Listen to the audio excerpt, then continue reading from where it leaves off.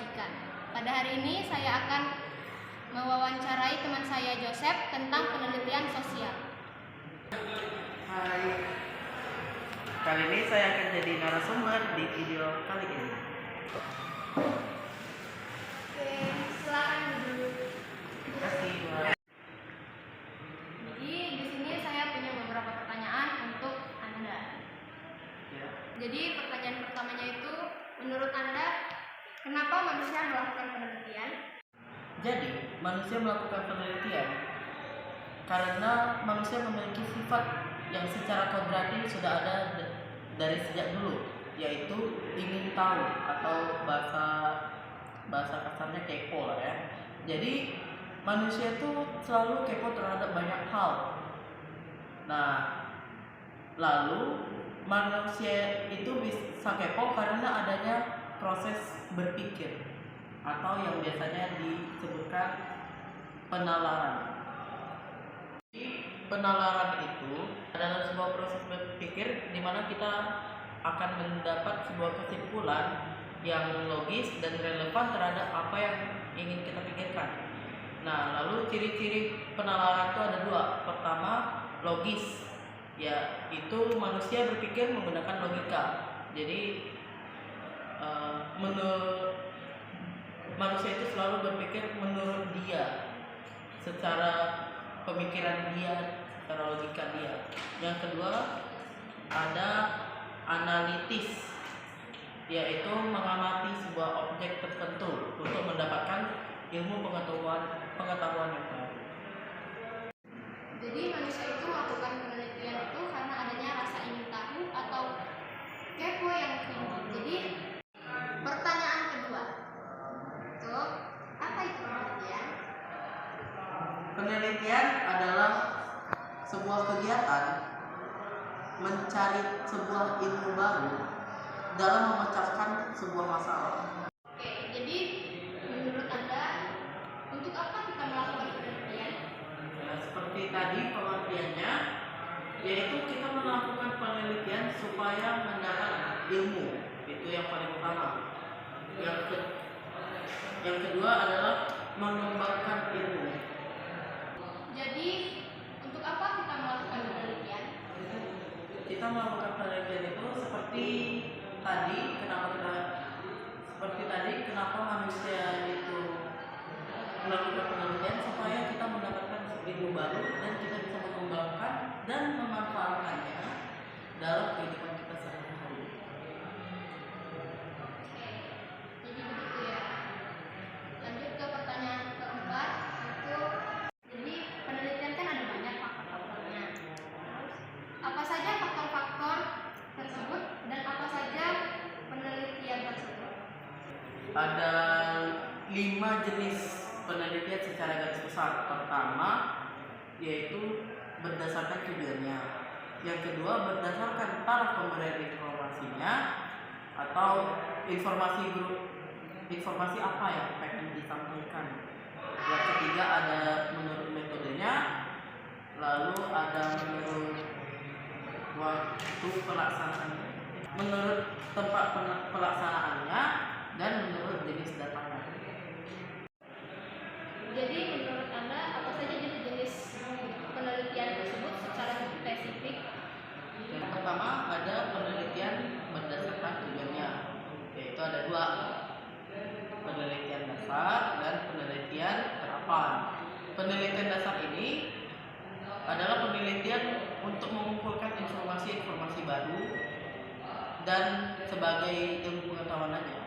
Lalu yang kedua, penelitian terapan itu adalah kita teliti secara nyata yang kemudian bisa kita terapkan di kehidupan sehari-hari.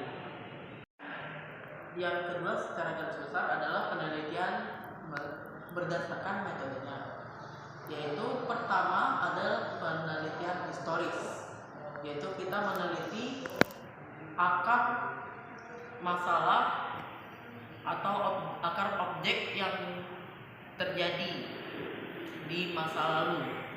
Jadi kok bisa sebuah peristiwa tersebut terjadi dari awal banget, dulu banget. Yang kedua yaitu ada metode penelitian observasi. Jadi kita mengumpulkan data-data yang konkret yang benar-benar terjadi di lapangan, lalu kita simpulkan. Yang ketiga ada penelitian eksperimen. Jadi kita merekayasa objek tersebut menurut apa yang kita mau cari tahu. Misalnya objek penelitian kita adalah anak atau siswa di sekolah. Jadi kita buat seolah-olah gimana kalau siswa itu kita suruh membaca terus apa jadinya gitu, atau gimana kalau kita suruh satu siswa itu dijauhin apa jadinya nantinya. Lalu yang ketiga ada penelitian survei. Jadi kita memberikan survei atau semacam angket ke banyak orang, ya lalu orang tersebut mengisi angket tersebut dan kita bisa mengambil kesimpulan dari angket yang sudah dibuat.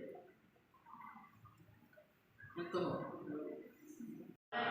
tadi ada penelitian berdasarkan taraf pemberian informasinya, yaitu ada penelitian eksploratif, yaitu kita mengembangkan lagi hasil-hasil penelitian atau kesimpulan dari penelitian yang sudah ada dulu.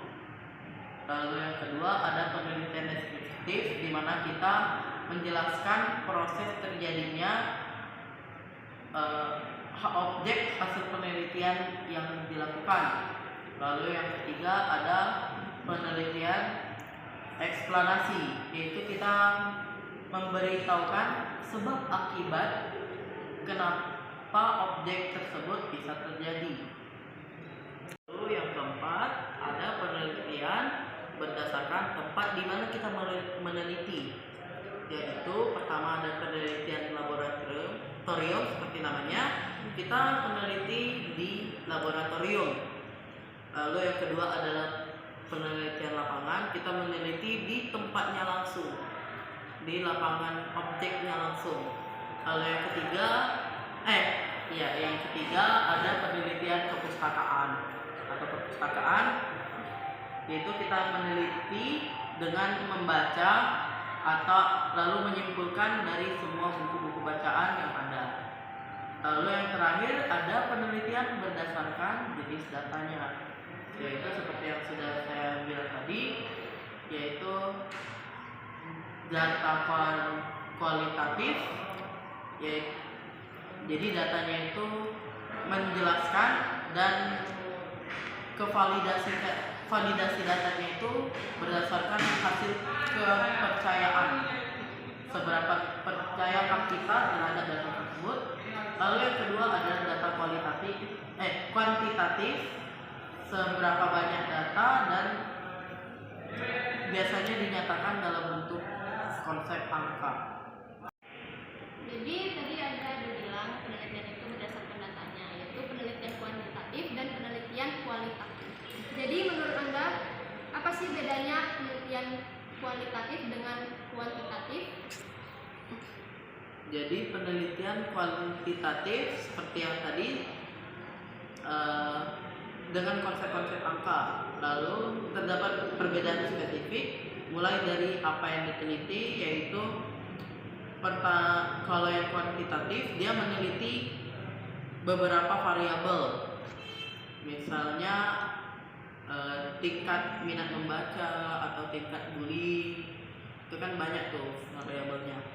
Lalu yang kedua ada tujuannya, yaitu untuk menegakkan teori dan menyimpulkan fakta-fakta. Lalu yang ketiga ada objek yang diteliti. Kalau penelitian kuantitatif dia biasanya meneliti fenomena pada manusia dan objek lainnya. Lalu bentuk sampelnya yaitu sampel besar, memiliki kontrol yang dipilih secara random dengan pertimbangan strata yang ada. Jadi kita mengambil penelitian dari banyak orang. Yang lalu metode pengumpulan datanya biasanya dia pakai angket, pakai wawancara, pakai observasi langsung. Lalu bentuk datanya seperti yang saya bilang tadi, angka atau konsep-konsep angka lain kayak diagram juga. Lalu sifatnya itu deskriptif, komparatif yaitu membandingkan, dan asosiatif bisa digabungkan juga. Lalu kemudian ada penelitian kualitatif secara spesifik. Pertama dari masalahnya yaitu menekankan banyak aspek dari satu variabel yang diteliti. Jadi yang kita teliti adalah siswa, lalu aspek-aspeknya kayak kesukaan siswa tersebut, minat membacanya, dan sebagainya. Lalu tujuannya kalau untuk penelitian kualitatif itu mengembangkan kepekaan konsep dan penggambaran realitas yang tidak tunggal.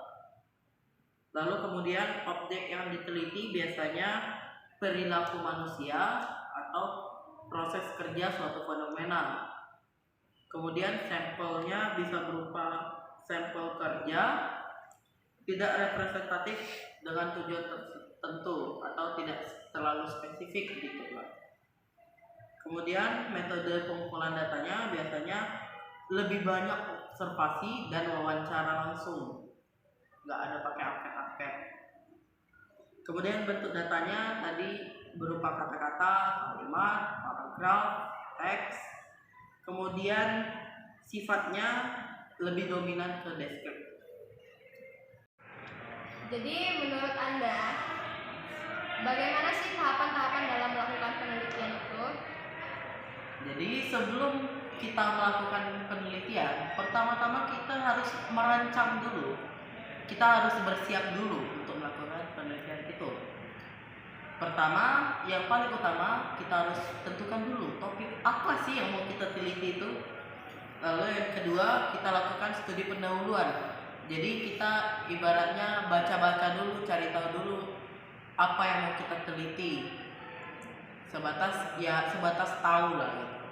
Lalu yang ketiga, merumuskan latar belakang masalah, ngapain kita teliti itu. Yang keempat ada merumuskan masalah penelitian, apa saja hasil yang diharapkan dari penelitian yang dilakukan. Lalu selanjutnya ada menentukan tujuan dan manfaat penelitian. Jadi supaya penelitian kita bisa bermanfaat bagi kehidupan sehari-hari. Lalu kemudian menentukan landasan teori. Jadi mirip seperti studi pendahuluan tadi, kita cari tahu dulu apa-apa saja yang berhubungan dengan penelitian kita. Lalu kemudian kita membuat dugaan awal atau membuat hipotesis. Lalu menyusun cara atau metodologi penelitian. Kita nanti mau ngapain aja ketika meneliti.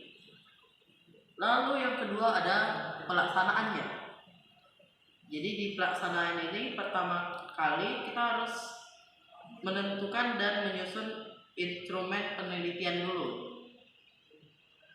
Ya seperti yang tadi, kita membuat rancangannya dulu, kita membuat alatnya dulu, kita membuat rencananya dulu. Lalu yang kedua kita prakteknya, mengumpulkan data-data dari data-data penelitiannya. Lalu cara mengumpulinnya ada banyak, yaitu ada survei, ada wawancara, ada observasi, ada diskusi, ada studi pustaka, dan lain sebagainya. Lalu kita analisis data-data yang kita dapatkan tadi, kita kembangkan lagi data-datanya. Kemudian menarik kesimpulan dari data-data yang kita dapatkan tadi, menarik kesimpulan penelitian. Lalu kemudian